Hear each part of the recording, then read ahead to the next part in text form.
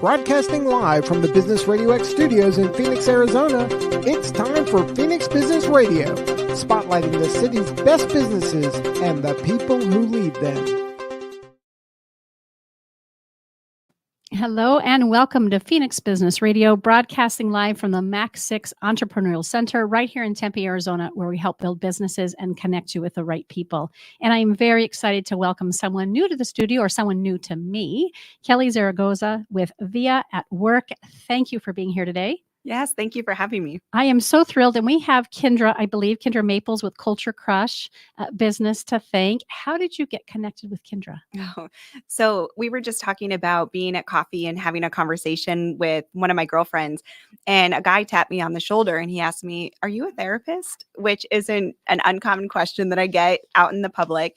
And I told him a little bit about who I was. We set up a meeting and he said, "I have to get you in touch with Kendra." And so this lovely gentleman who I'm still in contact with today was able to introduce us. And we had a meeting. Was it Ryan? No, his name's Dre Harris. Oh, I know Dre. Oh my goodness. Yeah. I love that. Shout out to Dre. Yes. Oh my gosh. I feel like he is a little angel on earth and just came to me and said, "Hey, let me help you in this moment of trying to discover who I am as an entrepreneur." I love it. And you were referencing our conversation before we came on air. And it's fun because when we do plenty of these shows and have for almost 7 years, I don't think I've ever said it on camera or on air. What you're referencing, Kelly, is that I always say to people, when you come on in the studio, whether it's just you and I or it's multiple people, our conversation is as if we're out for a cup of coffee or a meal together. And we're talking about the things that you're passionate about, how you show up in the world and who you're serving. And someone passes by the table, like you've just described with Dre, and says, "Hey, I overheard you saying something," or whatever it is. "I'm eavesdropping. I'm embarrassed. And I need to know more about you." Mm-hmm. That's what we say before every single show. So I love that this is an experience. And you did say that to me, like that happens to me on occasion. And that has been really the reason why in which Phoenix Business Radio was born. We don't want the highlight reel, the sound bites. We really want to have a conversation and let people kind of sit in and listen to it, because we do those conversations all day long anyway. Let's just have it happen in the studio and recorded so that you and I both can help, shout it from the rooftop. So I love that you've shared that. And again, Dre, love Dre. I'll text him afterwards. We'll have to take a photo and send it to him. It's been a while. I'm actually meeting with him after this. So this and is did perfect. He tell? Does he know you're here? I don't think so. Okay, well then we're sending a photo. Wait, yeah, it'll be fun. Yes, he'll love it. He's a good buddy of mine. It's just been a while since we've connected. So now that you and I have let the world know that we're already quickly getting to know each other and have some great dynamic in the things that we do, tell us a little bit about your Via counseling services, and then I want to hear that, but then I want to hear how this is kind of morphing into Via at Work. Mm-hmm. And we've got up to an hour. So let's just settle in and have a cool opportunity to get to know each other. Okay. So I have been a mental health therapist since 2009. And when I came into this field, I just absolutely fell in love with it. It's one of these things where things just happen and doors start opening and you feel so aligned with the purpose and what it is that you're doing. So I feel so grateful to have that love for the career that I picked. And as I move into it, I started with community mental health, and then I went into private practice. And when I was in private practice, I really learned the overwhelm that can happen with trying to meet the needs of all the clients that come in.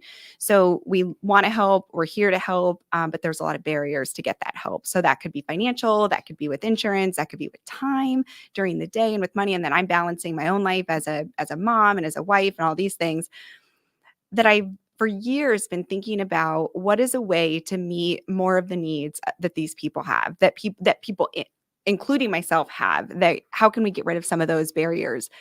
So talking with friends, brainstorming different ideas.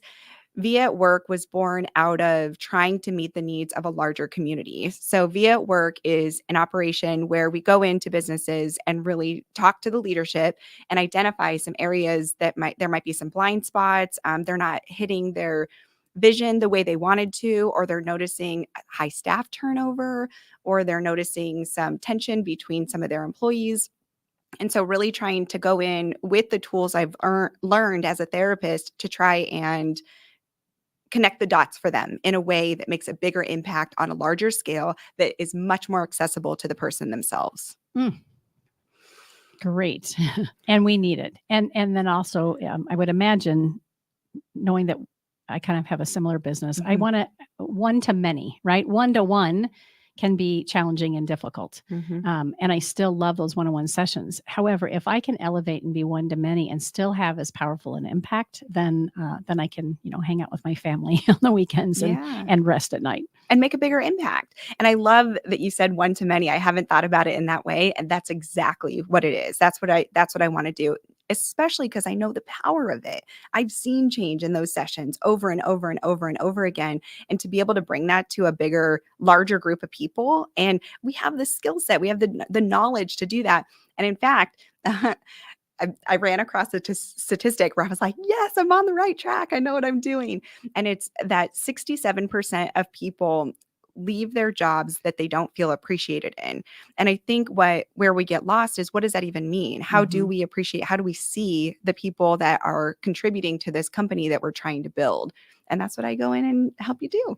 So how did you even get started? Go back, way back. Maybe it's childhood. Yeah. As far back as you'd like to go. Tell us a little bit about how you found your way to counseling, and where were the influences in your life that said, this is really what I need to be doing? Yeah. I love this question because I've had to think about it a lot. How did I end up in this space? So when I went to college, I guess I'll start with the college route of it, because it was always kind of ingrained in us as little kids. We have to go to college. Okay, fine. We'll go to college. So I did, and I did my thing, got into the workforce and noticed that I wasn't quite getting what I needed out of my profession.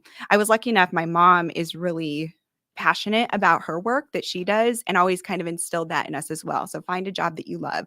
And I just maybe was a little bit directionless. I was still young, didn't really know what I wanted to do. So after I graduated and I went into work, I was just totally unfulfilled. I remember driving to work just crying and like, oh, I hate this job. And it was a perfectly fine job. It just wasn't my job. So I started to look into graduate school and was going like the kind of typical routes of, let me try law school, let me try an MBA, I was even thinking going into the medical field. And I stumbled upon a master's in counseling. And I was like, I think I might be able to figure this part out. And at the time, I was in my first marriage and we were dealing with a lot of conflict. We were in another state with each other, kind of away from our families. He was struggling with some mental health issues that I didn't know what was going on. At the time, I didn't know what they were. And so being able to find a program that would kind of help me personally in a way and also sounded interesting, I was like, let's go and do it. So I went into it and loved it from day one, met some great people, was lucky enough, I feel like, to get into it. I have a senior in high school right now, and I'm realizing getting into college is a lot harder than I thought it was. Back in the day, it seemed a little easier. So getting into the program, I feel grateful for, and just fell in love with it from there. And then when you're in your master's program, you have to get an internship. And sometimes I tend to be late to the party. So I was one of the last people to sign up for my internship and ended up in a community mental health that's local to Arizona. Was recently bought out by a different company. And when I went there, it was some of the hardest and some of the best work I've ever done. And it really served a community. I'd go into people's homes and serve families or children, or even into skilled nursing centers, and provide mental health support in those spaces for years. And some of the most brilliant people that I still know in the field were there at the time. So I had this wonderful guidance from these folks, and then really gaining confidence and finding my footing, getting my wings ready to fly, if you will. And then I was ready. As soon as I got my independent licensure, I decided to go into private practice. And that's where I've been ever since. And it's my own business that I started. So there's a lot of excitement and empowerment and leadership that comes from that. And also realizing there's more that still needs to be done. What a great story. Thanks. So much packed in just a few moments there. I love it. You talked about the early influence. How many siblings did you grow up with? So I have one brother, and then I have 4 step siblings. And so we're a blended family of 6, and we've been together as a family since I was 7 or 8 years old. And what makes it fun is that it's 3 and 3. So 3 girls, 3 boys, and we're all about a year or less apart from each Wow. other. So our poor parents dealt with a lot of adolescent angst from an early age. We put them through the ringer, and they did a great job with making sure that we were all okay. So we're all still really close. You know, you can imagine I come from a Catholic family, so there's lots of kids, lots of grandkids, big parties, and we weathered the storm, and now we get to kind of have fun as adults. Fantastic. What is your most favorite part of being of service in this way, counseling? You know, you've done a good job when fill in the blank. Good question. I would say when I can see a light bulb go off, when we're having a conversation and connecting dots from maybe something in the past to something that's getting in the way in their present. And once they make that connection, it's now that makes sense. So it's not because I'm a bad person. It's because I didn't have the language, or it's not because I'm self-conscious. It's because I was afraid. So there's a lot of connections that are being made. And once you see that light bulb go off, it transforms a person and can allow them the opportunity to move into any space they want to in their life, career, family, whatever the case may be. It's life-changing. Sometimes I feel like I'm a total salesperson for healing, but it's true. I've seen it happen. I've seen it with myself, and I've seen it over and over and over again. And now I just want to put that into a bigger scale. Yeah, let's talk about that. Yeah. At work, you explained where the idea came from and how you want to position yourself. Say I'm a business owner, an executive leader, and I'm listening. What's the benefit for me? And what does that program look like if it is indeed a program? Yeah. So we have to remember, I don't think it's talked about as much as it needs to be, but it's starting to be in the conversation that people and how people feel matters. People being seen. I was kind of thinking about this the other day, that the word that keeps coming up, I was joking, a group I was working with just yesterday about feeling appreciated at work. I was telling them sometimes I feel like in my job, I'm like Sesame Street. And what I mean by that is that there's always like a word of the week that just seems to kind of pop up and be the thing that everybody's talking about, you know. So one of the words of the week, but it's kind of sticking around a little bit longer, is the need to be seen.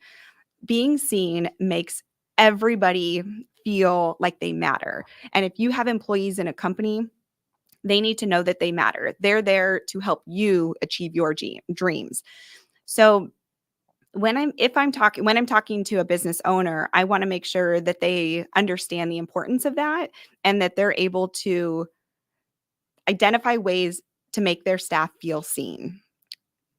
Sometimes companies, and I think about this with small businesses, right? And I think I've actually heard it on some of your podcasts. And a lot of times entrepreneurs are so excited about the work. They know that they want to build something. They have a passion. They have a dream that they want to fulfill. And so they start gathering a team to help them fill that dream. But they forget that these are people that also need to be a part of that process, and not just the business growing. Like I don't know if I'd want to say a family, but it does need to be cohesive and collaborative and have all of those moving parts so that it keeps it moving and it keeps it growing. So how do you see your people is going to be hugely impactful to retention, to lowering that. One of the things I was reading the other day is staff turnover, that it costs companies so much more money to rehire and retrain folks, right? Yep. And so having the ability to keep your staff and keep happy staff and keep your business moving forward, you got to make sure everybody's aligned. How do you do that? You know, is that happening? How do you do it? What works? What doesn't work? And using some of my background, I'm able to kind of dissect some of those things, use some of my tools or intuition to point out maybe some blind spots that are happening, or just, educate on some things that maybe folks don't know about. What is the entry point for you? Is it a conversation with a C-level executive or a business owner who says, hey, can you tell me a little bit more about what you do? Or do you go in and do lunch and learns or workshops, or maybe it's a multiple entry points? But how do our folks get started with you? Yeah. So this is a new this is my baby that is just being born out of VIA counseling. And so I'm really trying to figure that out. What is the best way to connect with the community around me, the small businesses? So where I've started so far is just talking at a coffee shop, and I meet people. Mhm. So that's a big part of it. But also going to local businesses in my neighborhood. So I have an office in Central Phoenix, and there's a lot of small businesses right there on my street. So just knocking on doors and building relationships with some of those folks that are there and seeing if there's any way I can help. So it sounds a little bit like coaching. Mhm. Is it? And maybe what are the differences? What makes you unique as you enter this new aspect of VIA? Yeah. I'm hoping what makes me unique is that because I do come from a therapy background, I have a deep knowledge of how people work, and maybe some ways that are not so obvious. And sometimes when we can mine out those areas in a company, then it can be a little bit, we can feel like we have a little bit more power over the situation. Maybe power is not the right word. Understanding of a situation. I think once we have that understanding, we can effectively communicate or build whatever it is we're trying to build. What is coaching? So being able to use my therapy background to know people at a deep level, coaching is more forward focus. What are some ways that we can develop infrastructure to improve whatever it is that the company needs improvement on? Is conflict resolution a part? You're nodding your head yes already. Yeah. Mm-hmm. When we're working together, especially when we're passionate about what we're working on, or we're coming from different parts of a company, we all come to solve problems slightly differently. So do you see yourself helping with things like conflict resolution, and what other areas might you help a business towards achievement and cohesiveness? Yeah, I really like to be specific with a certain business owner to see what are the things that you're having a hard time with, because some are great with conflict resolution. They might have a good infrastructure in place for that. Others might be things like communication or even building self-confidence. But conflict resolution so far has been quite a popular one. And with knowing people in the field and gathering information, there's some really cool, I don't want to say easy, but there's some ways that we can put some framework around how to have good, healthy conflict that keeps the momentum going. And I think here's the deal with this VIA at work stuff is not only are we giving these tools. So I'll give you an example. Just I think it was last month, I was working with a group and our topic was conflict resolution. and we were able to give the framework for how they can have good, healthy conflict. I was delighted to hear in the past month they've been using it. Oh, Some of the good. language, oh my gosh, that is just music to my ears when it's being integrated into the work. So now these folks have this framework for how to have a healthy conflict. They're going to start using that, at least my hope is, with their partners at home, with their family members, with the barista at Starbucks, whatever. And it has that ripple effect of change that started in the workplace with your peers, with people that you're already at this facility all day. Now let's just gain some knowledge and let's use it in the world. I love that. When we develop personally and professionally, I've always found that it bleeds into other aspects of my life. So if I'm studying something just for me, maybe selfishly or personally, I'm always like, oh, this would work in this setting with work or my friends or my family. So I love that you've provided that opportunity for folks with VIA at work. So we talk about conflict resolution. How about motivation or inspiration? And I say that because I'm curious if you see yourself again and have had experience helping businesses with accountability. What would you say about accountability as it relates to motivation and inspiration? Motivation, it I think starts with feeling seen and feels like has to be purpose with what it is that you're doing. And sometimes people's purpose in an industry is going to look not as obvious as you might think it would be. And so I think understanding what drives people, what does make them feel seen, what makes them feel excited about coming to work, and having the willingness to address that individually with each person as much as possible. I mean, I understand some companies they're going to have to be creative with that. which I have some tips on, I guess. But there's being able to find somebody's why, I think would really help increase motivation, and that's the thing that I think sometimes we miss out on. When I was listening to one of Kendra's podcasts that she was doing, I can't remember what the gentleman's name is, about accessibility in the workplace, that they were saying that a lot of companies can have things like a cornhole space or whatever. And I guess on the surface, that looks pretty cool that there's like cool stuff in your office. But what if there's somebody who really needs to work from home on a Friday because their kid has early release? So finding what those things are really develops a sense of purpose for why they want to invest their time and their heart into your company. So once you can realize what those things are, then I think you can keep people happy and they're going to want to show up. And that really is what I've at least seen the last 6 years, especially now that we're kind of post-COVID, workers, employees, teammates are looking for jobs and opportunities to be of greater service, to know that they matter, to contribute, and also have a balanced life outside of it. Do you see yourself assisting businesses with that as well? 100%. I think that is probably one of the biggest things, is hearing from business owners that some of the frustrations they experience with how do we keep people working for us? How do we keep them happy? Whereas other folks want to very much hold sacred their work-life balance, but also their sense of feeling valued. I think something that's come up with this current generation is they have so much knowledge about so many different things. They can talk to you about mental health issues, I mean, so beautifully. Sometimes I love when like a 20-something will come into my office and I'm like, oh my gosh, you have done so much work. You know exactly what you're talking about. Now, how do we kind of integrate that into whatever it is that you want to do? And how do we bridge those two things together? Because there's a lot of value in what young folks can bring. And there's a lot to be said about a strong work ethic at the same time, and building and growing and being committed and loyal to a business. How do we bridge those two things together is really through a good conversation about understanding, well, what do they need? What do you need to be able to do that? What does that look like? So good. I'm thinking, and maybe you don't have the response to this because it wasn't something we talked about ahead of time. Who are you not for when it comes to VIA at work? Are you in a place to be discerning? And who is the business owner or the executive leader that this would not be for? You know what I'm getting at? I totally do. Yeah. I think that's a great question. If somebody is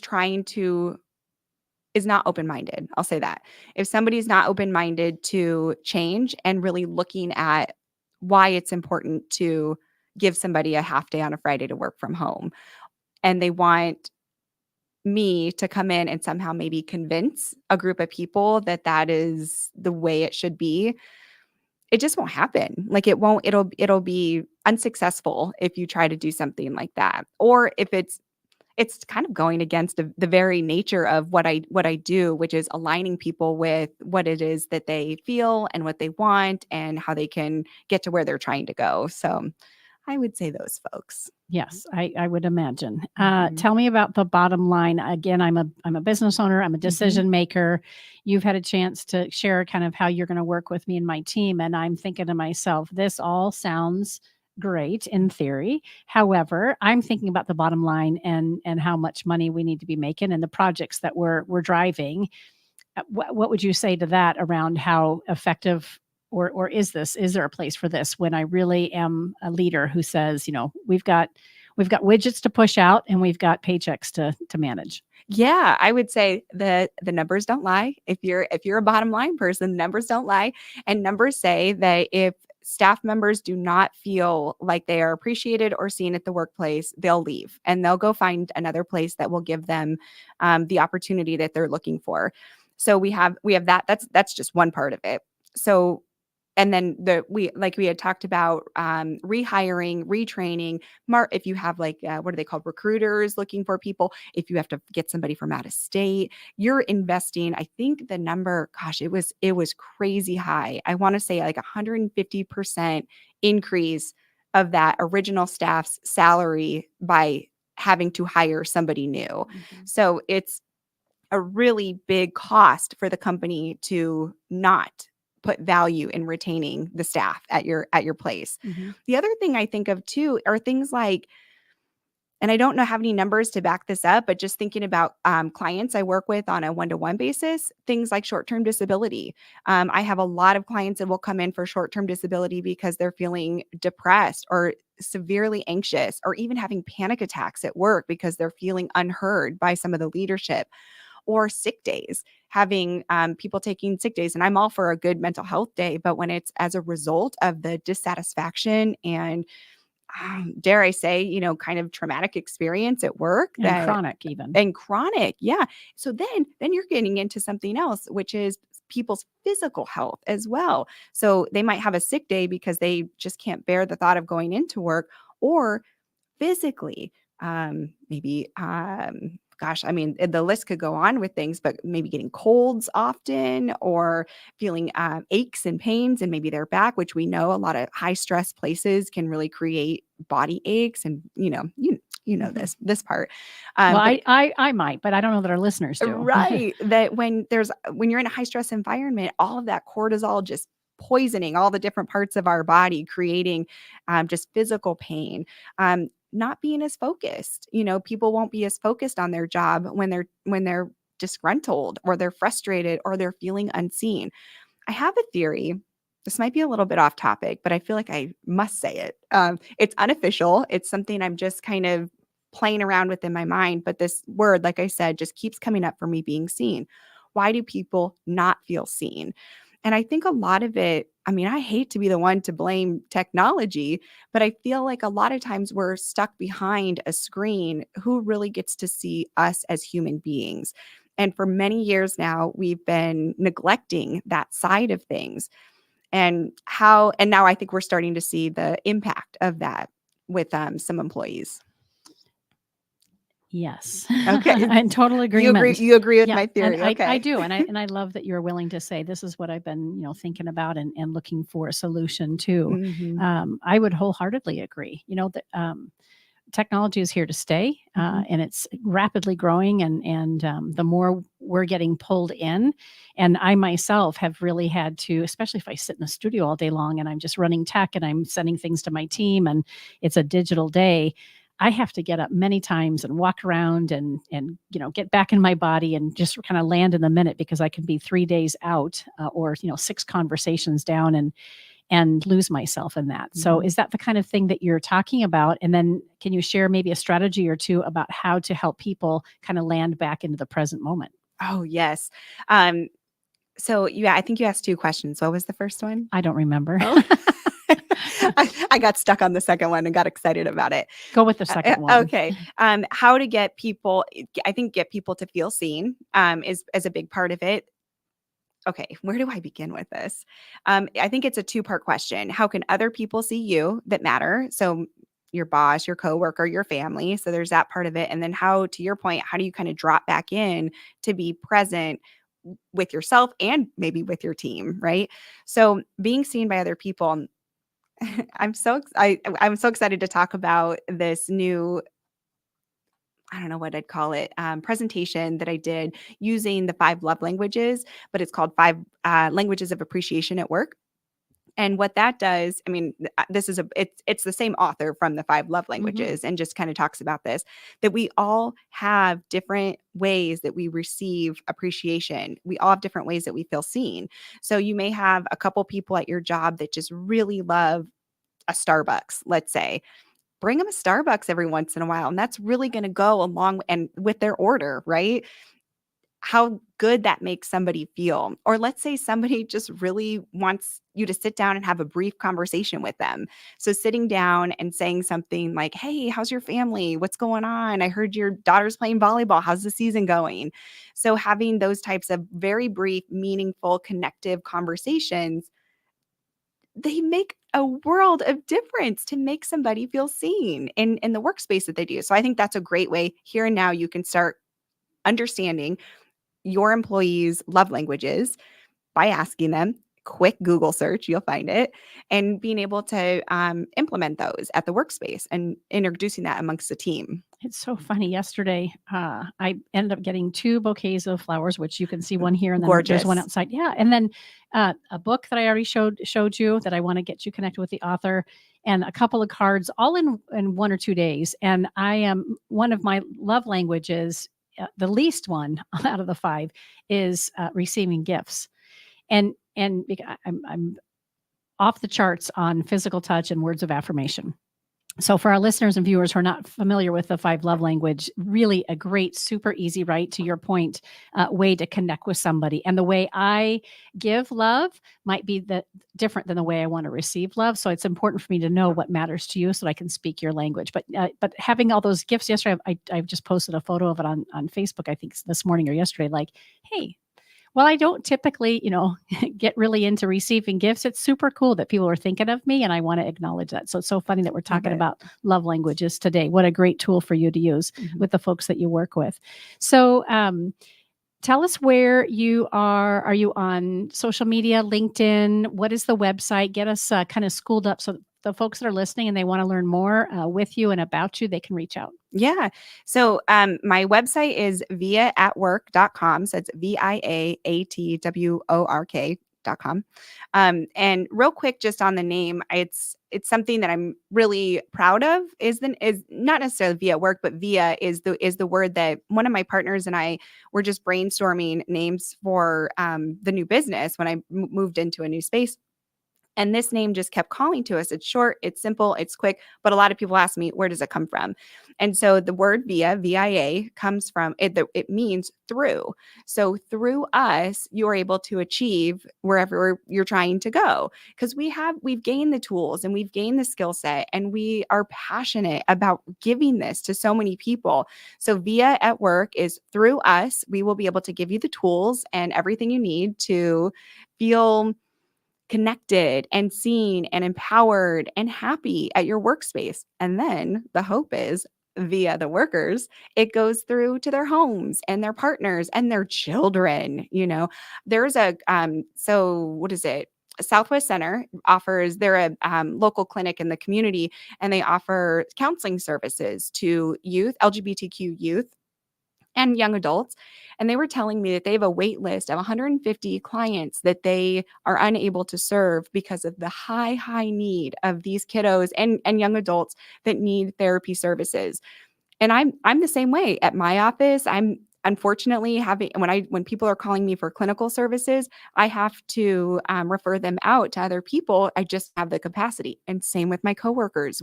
There's 2 other businesses in my office that we also provide mental health services. And this need is so overwhelming. So how do we get this need met?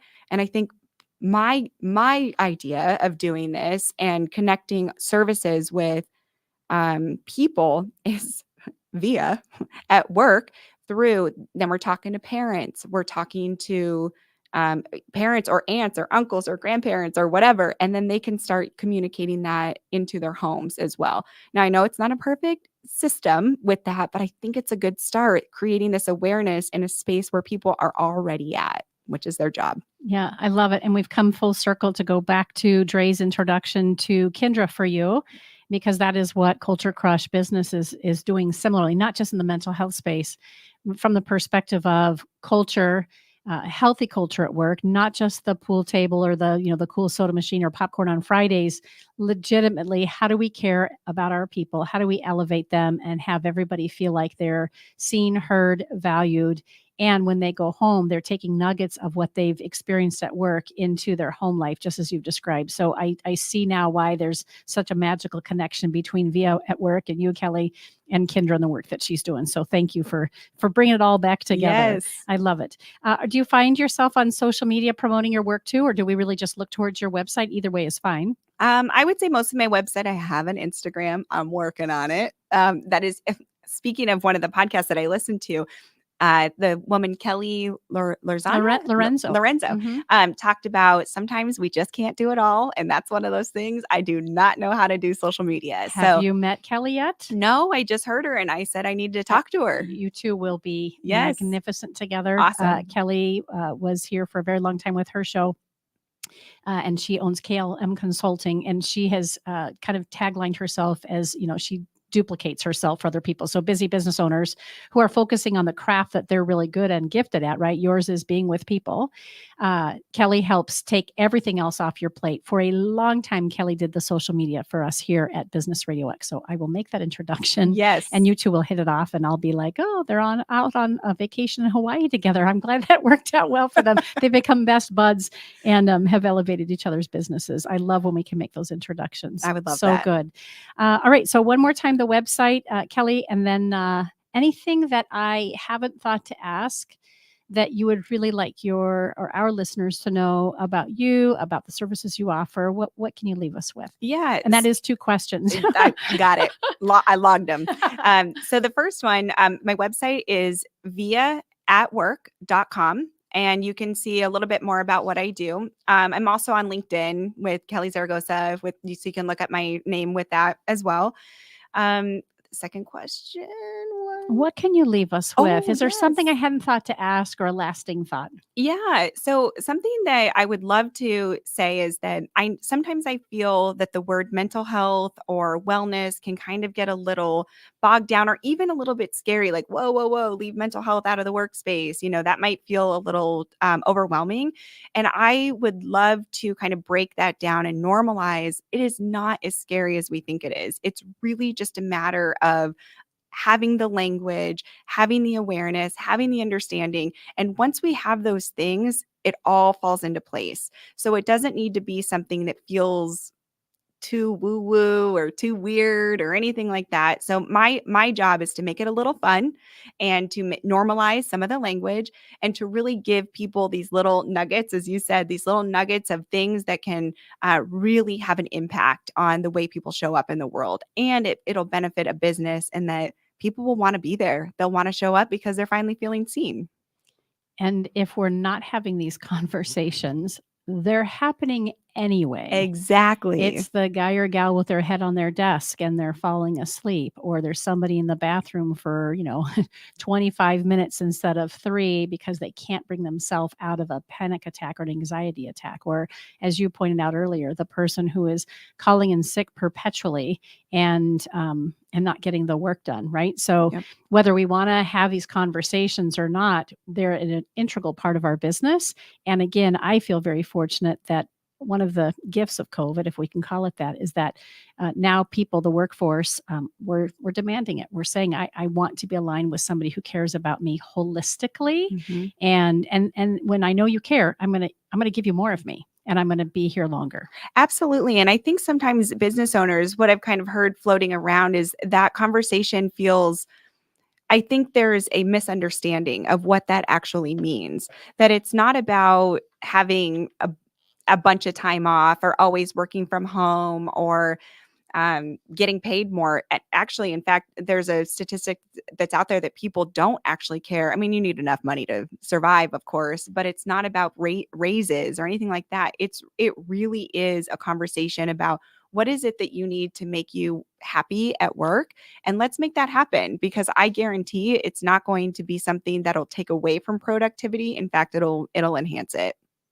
Great place to end. Thank you so much for your time today. I'm really glad that Kelly and Dre, for that matter, I already texted him while we were. I took a little video. Shame on me, but you said that you're going to see him afterwards. Totally. So I'm like, I'm going to send that right now. And he's like, oh, she's a gem. I'm so glad she's in your world. Oh my God, that's Yeah. awesome. He's so nice. So good. So thank you again, Kelly Zaragoza. I keep tripping up on that. Viaatwork.com. Mm-hmm. Look for Kelly Zaragoza on LinkedIn as well. And thank you again for sharing your wisdom and your love for people and the workplace today. Oh, thank you so much for having me. Absolutely. You've been listening to Phoenix Business Radio, broadcasting live from the Max 6 Entrepreneurial Center. Some media leans left, some lean right, and we lean business. Until next time, I'm Karen Nowicki. Thanks for listening.